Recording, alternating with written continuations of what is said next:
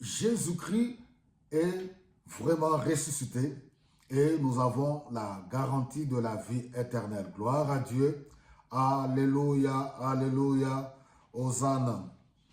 1 Corinthiens au chapitre 15. Frères, je désire vous rappeler maintenant la bonne nouvelle que je vous ai annoncée, que vous avez reçue et à laquelle vous êtes fermement attachés.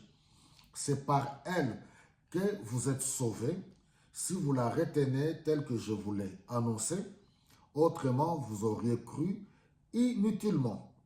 Je vous ai transmis avant tout cet enseignement que j'ai reçu moi-même.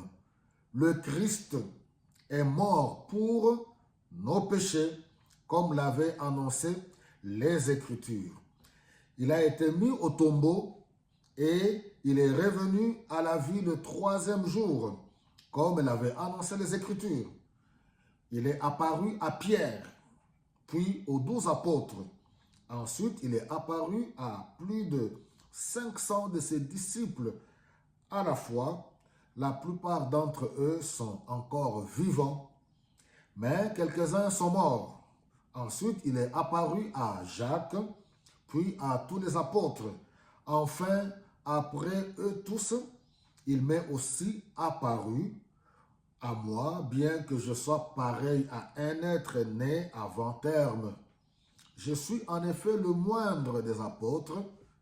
À vrai dire, je ne mérite pas d'être appelé apôtre, car j'ai persécuté l'Église de Dieu.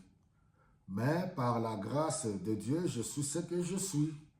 Et la grâce qu'il m'a accordée n'a pas été inefficace.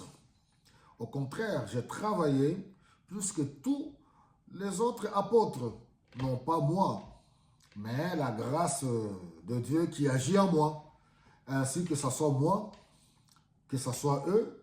Voilà ce que nous prêchons, voilà ce que nous avons cru. Gloire à Dieu. Nous ne racontons pas des histoires, ce n'est pas des fables. Le salut, la vie éternelle que nous avons en Jésus-Christ est basé sur les Écritures.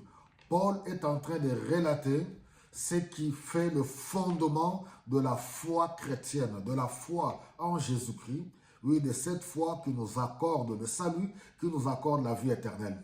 Waouh, Jésus-Christ est mort et il est ressuscité d'entre les morts. Nous célébrons sa résurrection. Nous célébrons la vie. Alléluia. Nous ne célébrons pas des traditions, nous ne célébrons pas des coutumes, des rites, ni des religions quelconques. Mais nous célébrons Jésus-Christ.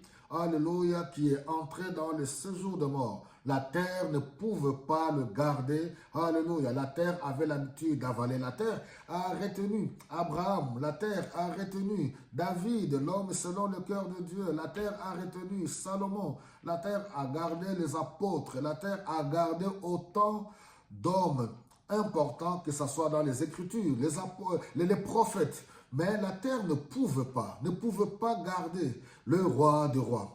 La terre ne pouvait pas maîtriser le Créateur.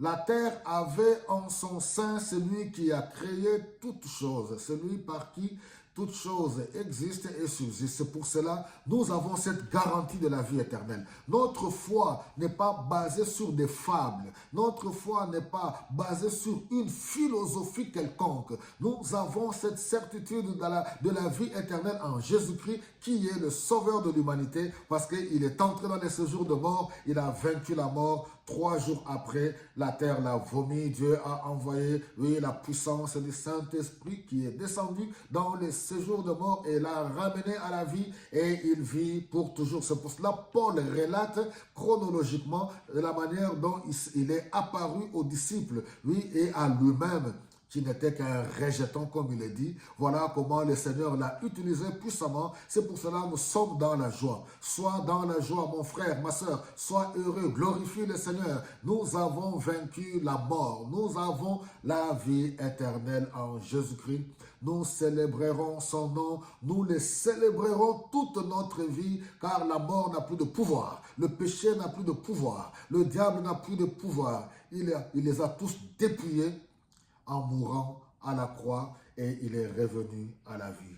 C'est ça la bonne nouvelle. De la mort à la vie. Que tous ceux qui étaient enchaînés, gardés dans une mort quelconque, que soient libérés, délivrés et reçoivent la vie. Que ta vie soit libérée, que tu connaisses la délivrance de ta vie dans le moindre détail par la foi en Jésus-Christ. Sois béni.